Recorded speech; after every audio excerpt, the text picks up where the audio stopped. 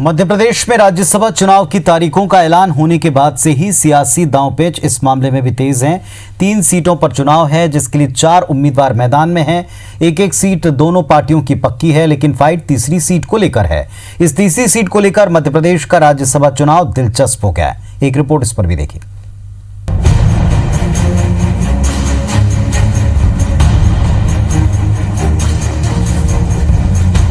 Bharatiya Janata party की राज्यसभा चुनाव को लेकर के बहुत पहले से अपनी तैयारी है और उस तैयारियों में दोनों सीटों पर भारतीय जनता पार्टी राज्यसभा का चुनाव जीतेगी।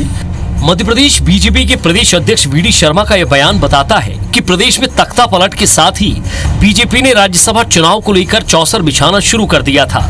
जब मध्य प्रदेश में तख्ता पलट का खेल चल रहा था, बीजेपी के दिमाग में सरकार बनाने के साथ राज्यसभा चुनाव का गणित भी पूरी तरह फिट था। यही वजह रही कि सरकार गिराने के साथ बीजेपी एक सीट के लिए सिंधिया पर दांव खेला तो दूसरी सीट पर संघ के सुमेर सोलंकी पर। उपचुनाव से पहले कांग्रेस भी कानूनी दांवपेच के जरिए बीजेपी को उलझाना चाहती है। कांग्रेस सांसद विवेक तनखा ने ट्वीट करके बीजेपी प्रत्याशियों के नामांकन फॉर्म में एक्सेप्टेंस में कानूनी त्रुटियां बताई हैं।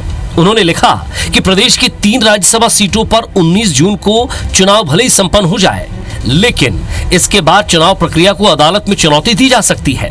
तनखा ने कहा कि बीजेपी प्रत्याशियों के नामांकन फॉर्म स्वीकार करने में बड़ी कानूनी गलतियां की गई हैं।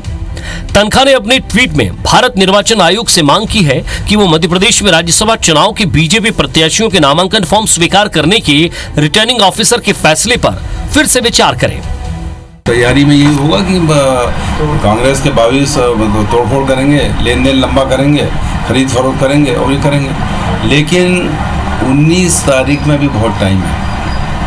और मैं समझता हूँ कि जिस तरह का विस्फोट भारतीय जनता पार्टी में 70-80 विधायक घूम रहे हैं मंत्री बनने के लिए, तो ये सब चीज़ें सामने आएंगी और मैं समझता हूँ कि कांग्रेस दोनों सीट जीतेगी।